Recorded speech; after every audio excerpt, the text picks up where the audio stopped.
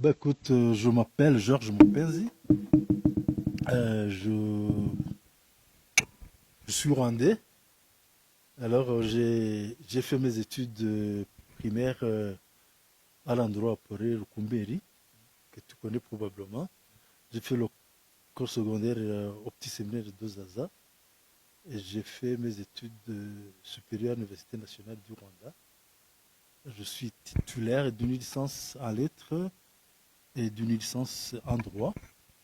J'ai exercé beaucoup de fonctions.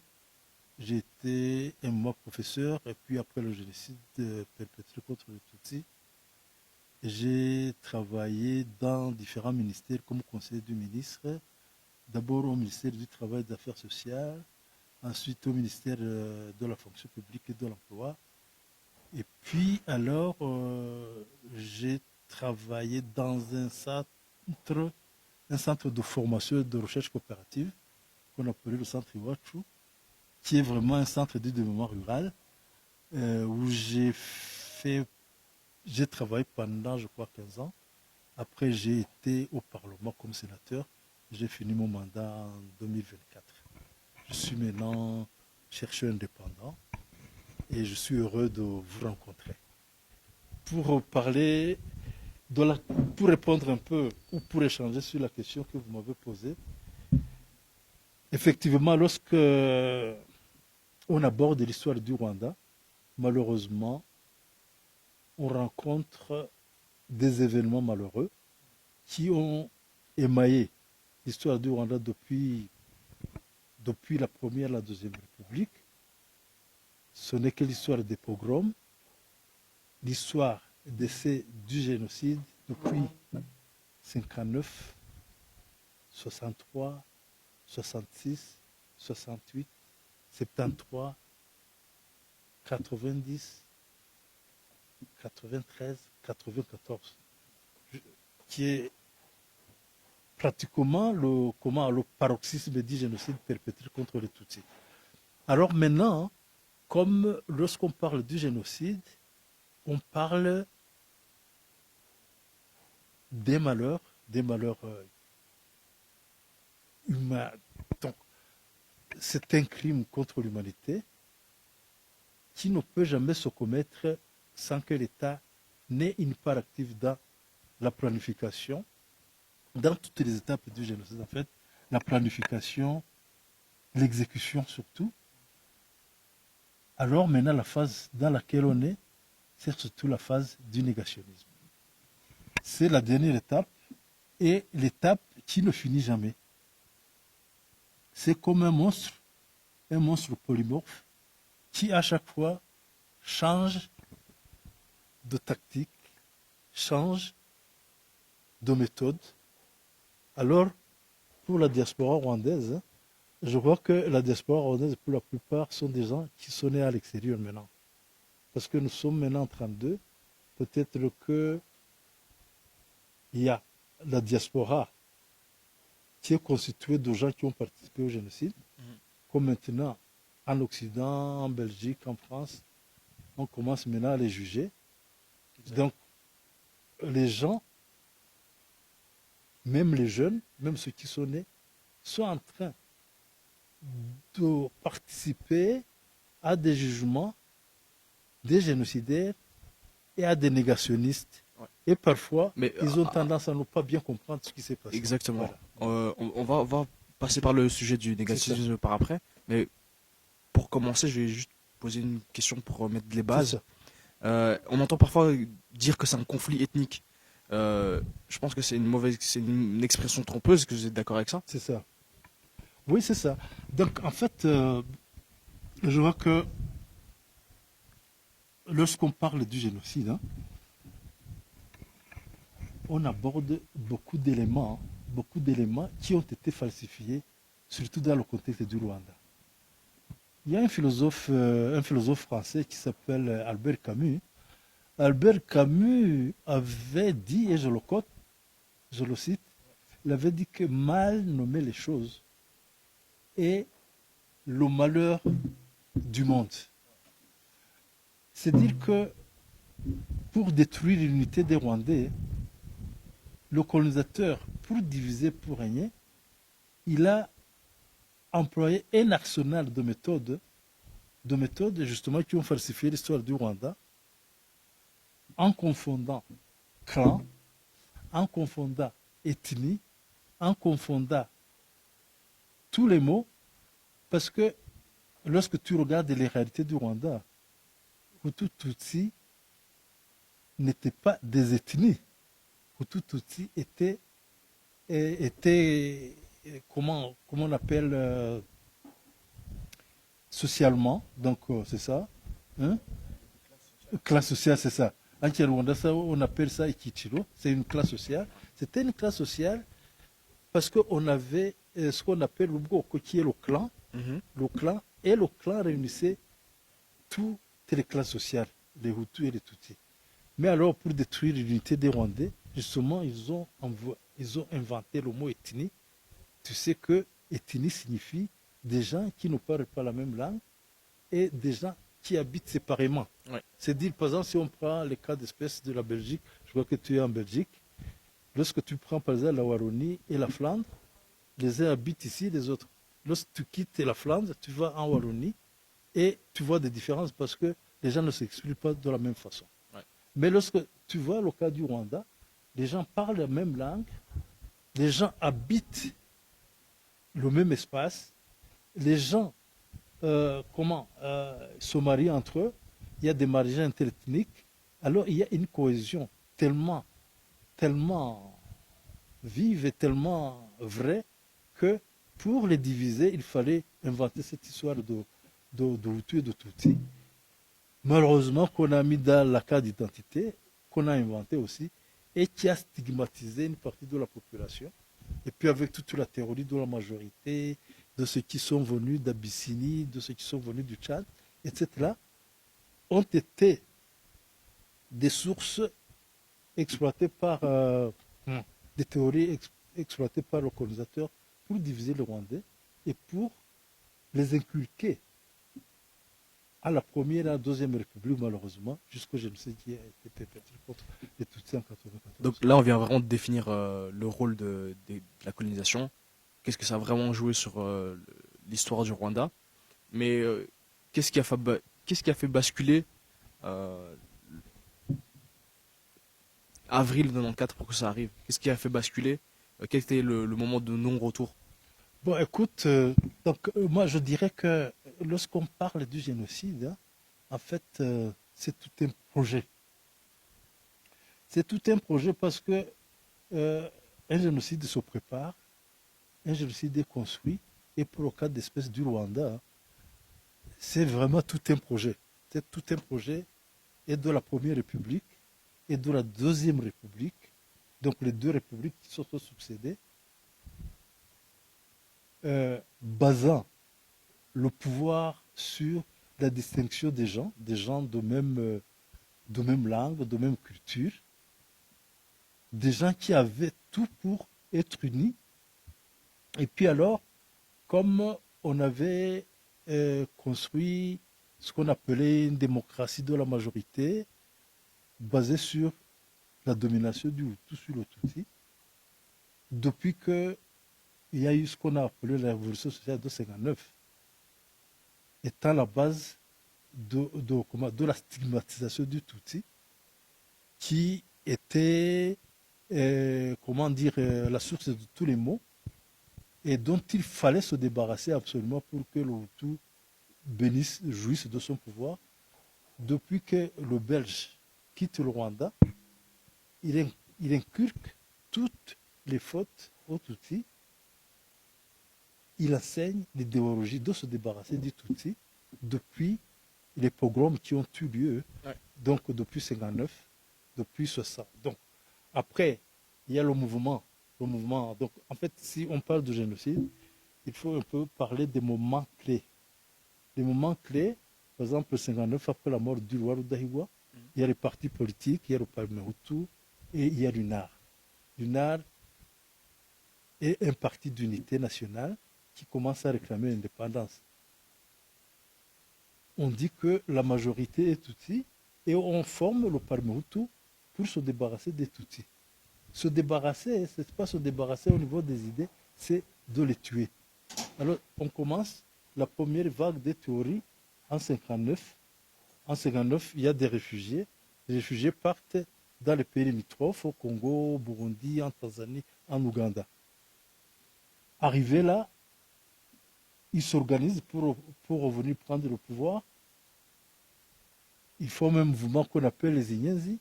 Les Inyenzi attaquent, et lorsqu'ils attaquent chaque fois, on fait les représailles sur les réfugiés intérieurs. En fait, c'est ça le début du génocide, en fait. Parce que même le premier président de la République, qui était Grégoire Kayibanda, disait que si jamais les Inyenzi se tromperaient et arriveraient à Kigali, il y aura le massacre de tous les Tutsis de l'intérieur. Donc, c'est dire que les mots comme génocide commencent déjà à être prononcés en 62, en 63. Ouais. Même après Noël, après l'attaque des Inyenzi qui avaient attaqué au Bouguessera, il y a ce qu'on appelle le Noël sanglant, qui est exactement le début du génocide, parce que même les journalistes internationaux, même la Radio Vatican, a commencé à employer le mot génocide au Rwanda. Alors maintenant, les réfugiés partent, ils sont dans les pays limitrophes, et au moment où ils veulent rentrer au Rwanda, ils commencent à négocier avec le Rwanda, et le Rwanda nie catégoriquement, il dit que le Rwanda est plein comme un verre. Ça, c'est l'image que Habyarimana a employée, que donc, Il y a plus de place. les réfugiés ne peuvent pas revenir. Et donc, du coup, ça, c'est pour ceux qui sont à l'extérieur, mais pour tous ceux qui sont à l'intérieur, est-ce qu'il y a une sorte de ségrégation, de racisme? Oui, Est-ce ça. qu'il y a des exemples que vous pouvez nous donner sur comment les Tutsis étaient traités pendant ce temps-là? Bah, c'est ça. Donc, en fait, si on prend l'image, bon, il y a beaucoup d'œuvres, hein, il y a beaucoup d'ouvrages qui ont relaté, comment dire, ce qu'on appelait, que tu prends la Première République, parce que chaque fois que, je te disais que chaque fois que les Ignésis, les anciens réfugiés, les représailles se faisaient sur les Tutsis. Alors, c'est dire que, à part les massacres, tout ce qui est programme de l'État, l'éducation, la santé, donc le Tutsi n'aura pas droit à l'éducation, n'aura pas droit aux avantages à l'éducation, à la santé, au développement, si bien que toutes les républiques qui se sont succédées ont inventé des mots magiques comme ce qu'on appelle équilibre ethnique. Si tu prends la Première République, ils disent que on fera ce qu'on appelle les quotas. Les quotas. On dit méthodiquement, les Tutsis sont 14%, alors que peut-être ils n'avaient pas fait un recensement objectif. Alors, systématiquement, que ce soit dans l'emploi, que ce soit dans l'enseignement, on tient compte de ces quotas pour leur refuser accès aux avantages que procurait la République. Ouais. C'est ça. Donc, si tu veux, il y a les réfugiés internes de l'intérieur qui sont maltraités, qui n'ont pas accès à l'éducation, qui n'ont pas accès à la fonction publique ou aux autres emplois, jusqu'au moment où les réfugiés menant de l'extérieur qui réclamaient leur droit de rentrer au Rwanda. Et lorsqu'on leur refuse le droit de rentrer au Rwanda, ils commencent à s'organiser pour réclamer leurs droits. Ils réclament leurs droits, ils commencent d'abord par des associations, le RANU, le Rassemblement national pour les réfugiés, ils commencent à adresser le problème des réfugiés, d'abord dans la communauté internationale et puis au Rwanda. Le président Habyarimana qui est pratiquement qui a un plan à lui de refuser aux réfugiés le droit de revenir au Rwanda par plusieurs voies, parce qu'il avait voulu que, par exemple, les pays limitrophes intègrent les réfugiés et leur donnent la nationalité plutôt que de leur permettre de venir au Rwanda. Alors, ils s'organisent et c'est à ce moment-là que après leur refus de revenir par négociation, ils ont formé un front qui s'est appelé le Front patriotique rwandais, jusqu'au moment où ils ont attaqué le 1er octobre 1990. Et c'est à ce moment-là alors que tous les germes du génocide commencent à proliférer, que ce soit les discours de haine, que ce soit les discours de haine à travers les médias, les journaux écrits, les radios RTLM, Radio Mille Collines. On commence maintenant à dire que l'ennemi du Rwanda, c'est le Tutsi de l'intérieur et le Tutsi de l'extérieur. C'est-à-dire que lorsque tu commences à identifier l'ennemi, tu développes aussi des stratégies de se débarrasser de l'ennemi. C'est à ce moment-là qu'il y a eu alors une diabolisation du Tutsi, c'est les Ignazis, c'est les Kankola, etc. On commence maintenant à stigmatiser le Tutsi jusqu'au moment où, après beaucoup d'essais dans le Bugesera en 92, que ce soit dans Kibirira de la massacre des Bagogwe, et puis alors jusqu'au moment où, après l'attaque du FPR Nkotanyi, Habyarimana stimule une attaque dans Kigali pour accuser ce qu'on appelait les complices. Donc, c'est dire que le Tutsi de l'intérieur, qui n'est pas différencié de l'agresseur, entre guillemets, donc est stigmatisé. C'est ainsi qu'ils ont été mis en prison, la plupart battus et tués, torturés. Et puis alors, il y a le Front patriotique, bien sûr, qui continue. Ils commencent à s'organiser pour réclamer leurs droits.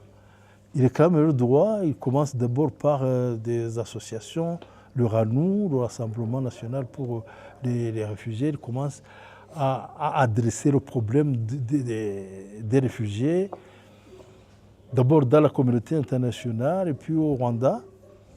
Le président Habyarimana qui a un plan à lui de refuser aux réfugiés le droit de revenir au Rwanda par plusieurs voies, parce qu'il avait voulu que, par exemple, les pays limitrophes intègrent les réfugiés et leur donnent la nationalité plutôt que de leur permettre de venir au Rwanda.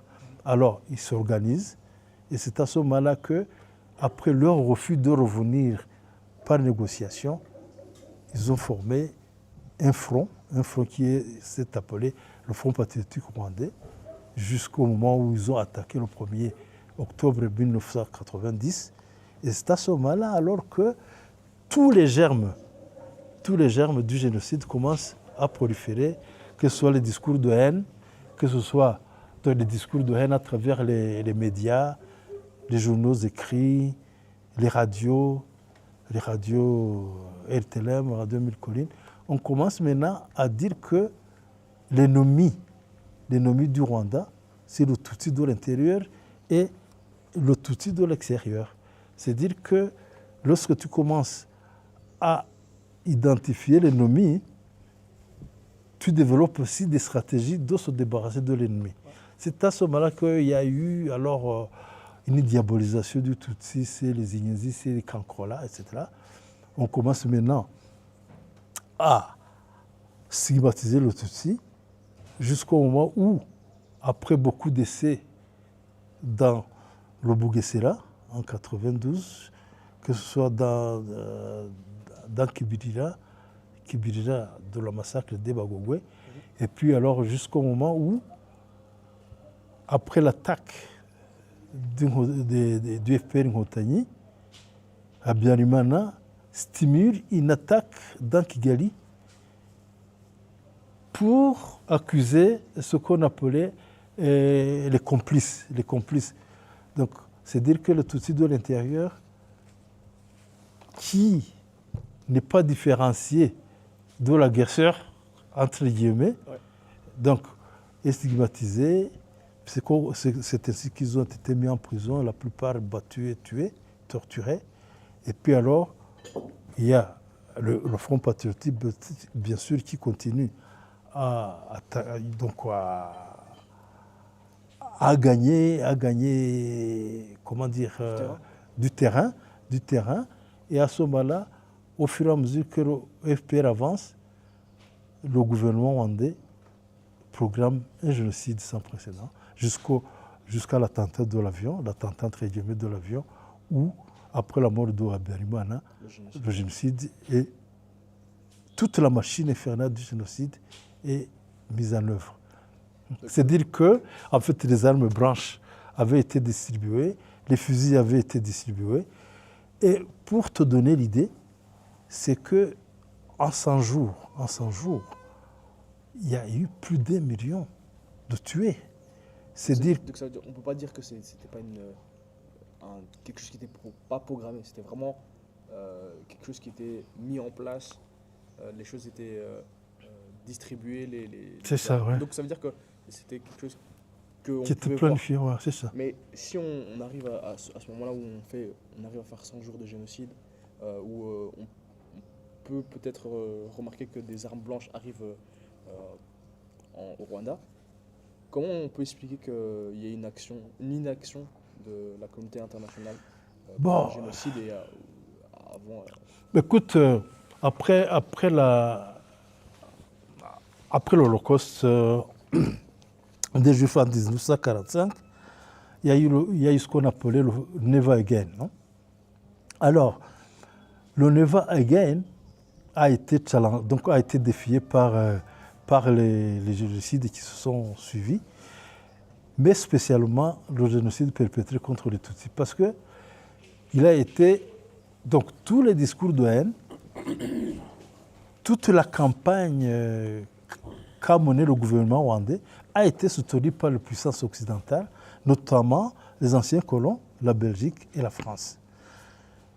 Il vous souviendra que même, par exemple, ce qu'on appelait les ex-phares, les anciens militaires, étaient appuyés par l'armée française. Alors, la main directe de la France, de la Belgique, dans l'appui aux forces armées rwandaises de l'époque, leur donnait droit presque c'était comme une carte blanche pour faire tout ce qu'ils pouvaient faire pour résister contre le FPR Nkotanyi. Et ils ont fermé les yeux devant ce qu'ils voyaient comme une menace contre les Tutsis de l'intérieur. Si vous voyez par exemple toutes les tentatives qui ont été mises en œuvre, par exemple pour amener la paix, notamment la Minoire qui était ici, même la Minoire a été incapable de défier le gouvernement rwandais et de lui montrer ce qu'il était en train de commettre. Vous vous souviendrez que le général de la Minoire, qui était le général Dallaire, à un moment avait été témoin de tout ce qui se tramait ici. Et lorsqu'il a communiqué tout ce qui se tramait au siège des Nations Unies, il a été rabroué. Vous savez que maintenant, je crois que le génocide contre les Tutsis du Rwanda l'a traumatisé jusqu'à faire des tentatives de suicide. C'est dire que celui qui était là, la communauté internationale,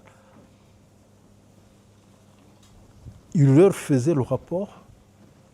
Kofi Annan recevait tous les rapports du génocide qui se tramait et qui était en train de se commettre, mais ils ont fermé les yeux jusqu'au moment où l'innommable a été pratiqué. Ensuite, le génocide s'arrête grâce au FPR. Ensuite, le Rwanda essaie de se reconstruire petit à petit. Après ça, le Rwanda est souvent cité comme un exemple de reconstruction. Ça a été quoi les clés pour se relever après 1994 ? Non, écoute, donc, je crois que lorsque le génocide arrive, il arrive comme un crime horrible, un crime humanitaire, mais la particularité de ces génocides, c'est qu'il a été arrêté par les Rwandais. C'est-à-dire que le FPR Nkotanyi, qui était composé en partie par les jeunes, a mis en œuvre tout ce qui était à son pouvoir pour arrêter le génocide. En arrêtant le génocide, il fallait aussi développer des stratégies de reconstruction du pays. Donc, le pays qui était pratiquement un pays failli, comme on disait, failed state, était en train de se reconstruire.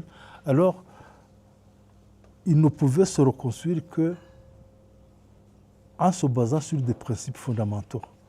Le principe fondamental, c'était l'unité. L'unité.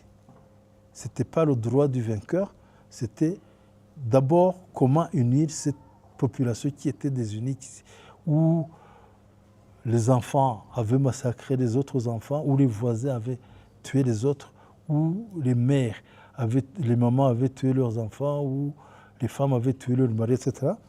Il fallait reconstruire le tissu social, et c'est à ce moment-là qu'on a bâti ce qu'on appelait l'unité et la réconciliation. La commission unité et réconciliation qui figurait dans les accords d'Arusha a été mise en œuvre pour permettre aux partis qui n'avaient pas participé au génocide d'entrer dans le gouvernement de transition et de préparer le programme du gouvernement.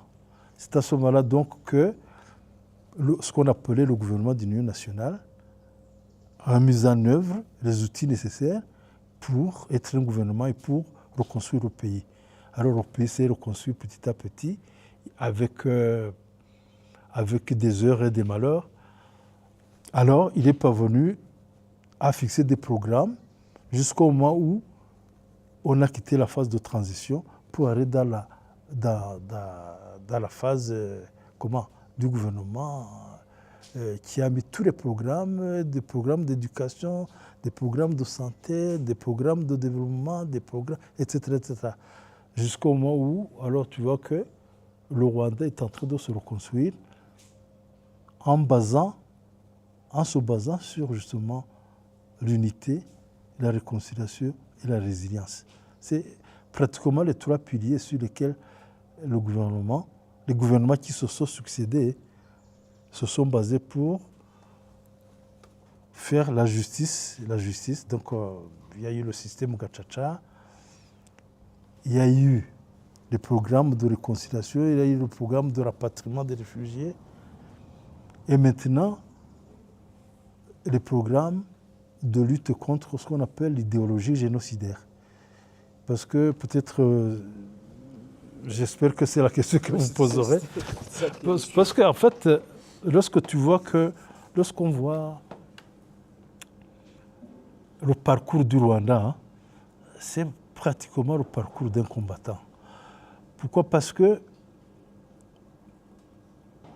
ce qu'on appelle les puissances occidentales, ceux qui ont appuyé le Rwanda de la Deuxième République, qui a planifié et exécuté le génocide, a été toujours protégé par ces puissances occidentales, notamment la France. Alors, lorsque tous les génocidaires ont été évacués sous prétexte de l'action humanitaire, au Congo, ils sont partis avec leurs armes. Alors, lorsque le gouvernement rwandais les a rapatriés de force et en les impliquant dans les programmes d'union nationale, il y a eu toujours un tissu qui s'était déchiré.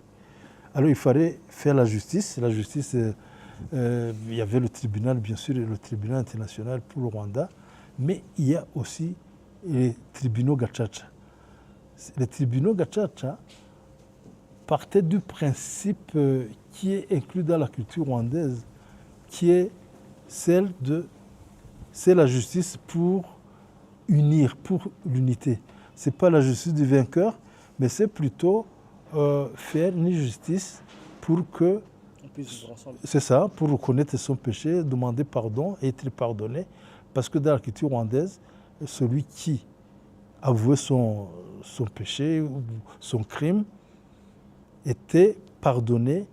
Peut-être il y avait des façons de compenser, mais Et c'était dans la culture rwandaise. Voilà. Et donc, pourquoi c'est important de parler, surtout à la jeune génération, pourquoi c'est important de leur parler du génocide contre les Tutsis? Bon, je crois que maintenant, quiconque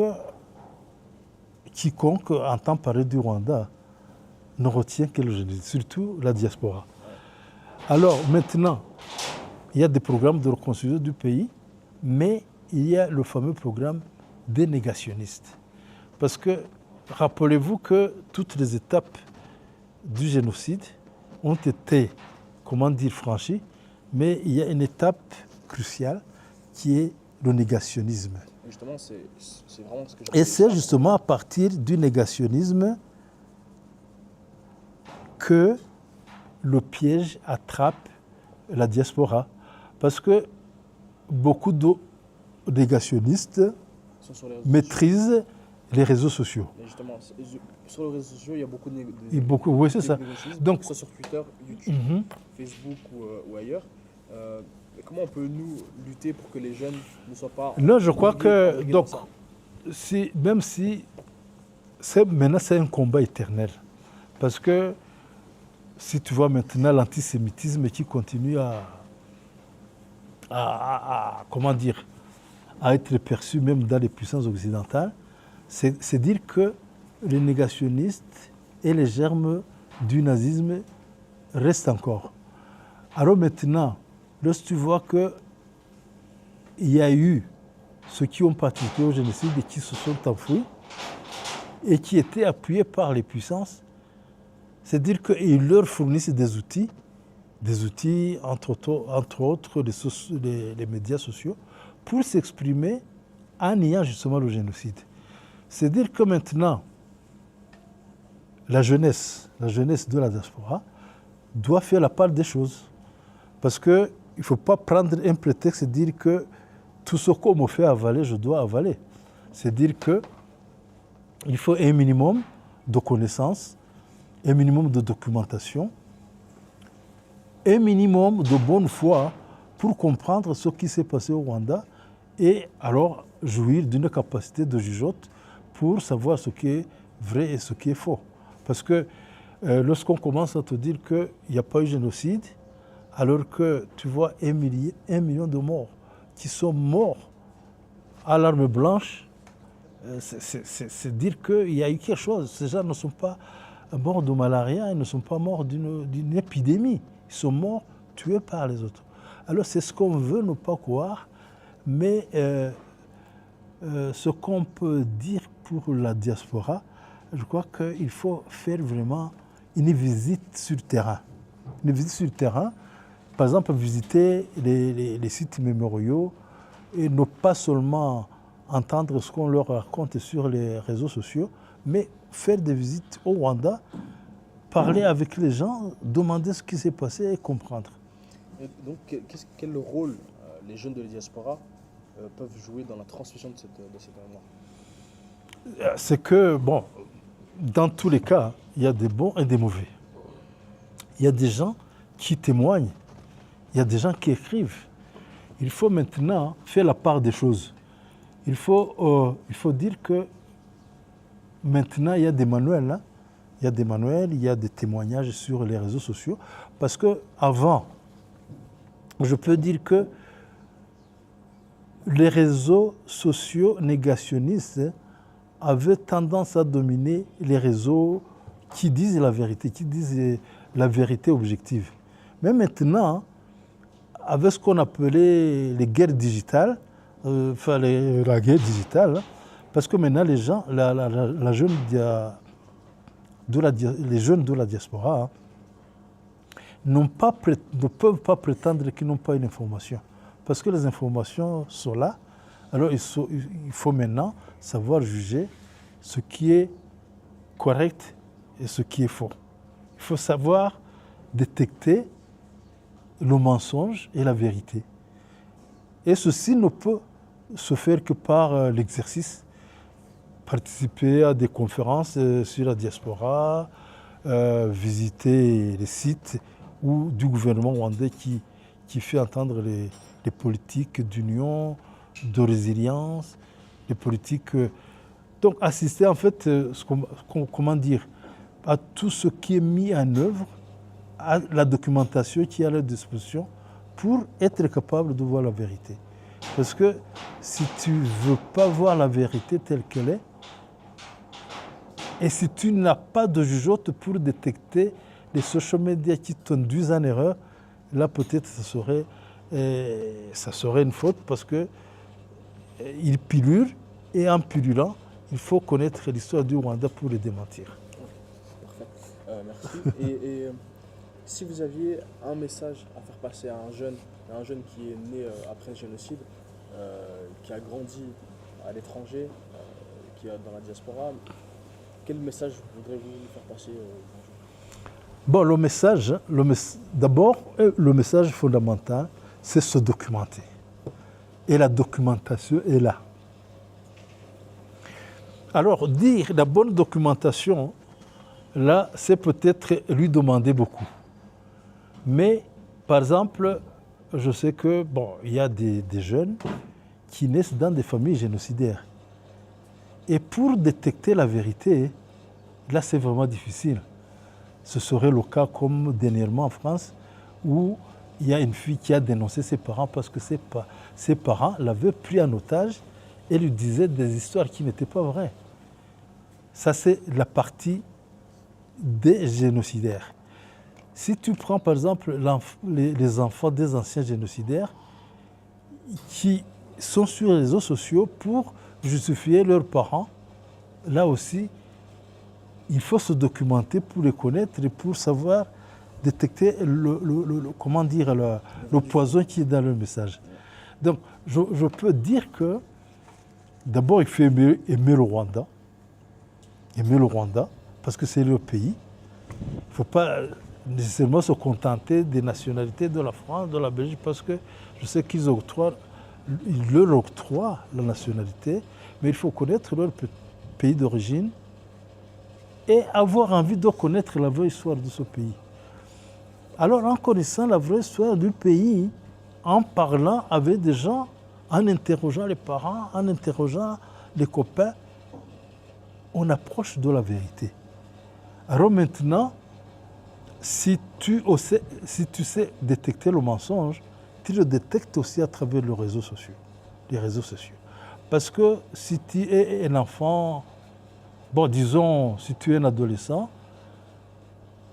et que, par exemple, on te dit le Rwanda, d'abord, il faut savoir le situer sur la carte, connaître son histoire, et puis alors avoir beaucoup de curiosité. Je le dis pourquoi? Parce que, tu vois, par exemple, en France, la France, à un moment, était un pays pratiquement qui était du côté des génocidaires. Mais à force de la sensibilisation, à force de juger les génocidaires, ils ont maintenant inséré même des programmes dans l'enseignement secondaire sur le génocide perpétré contre les Tutsis. C'est dire qu'à ce moment-là, on va employer les outils pédagogiques pour connaître la vérité, pour franchement être informé de ce qui s'est passé réellement au Rwanda. Merci beaucoup pour la discussion. C'est ça, je ne sais pas, ouais, mais on parlait à bâton, puis j'espère que quand même on aura contribué. C'était clair, Oh. On pourra retirer beaucoup d'expérience, beaucoup de choses et beaucoup de savoir. Mhm. Merci beaucoup. Ok, merci aussi. mu burorakure bw'inzobere mu isanzure ry'amakuru mu bushorishori bw'ubushishozi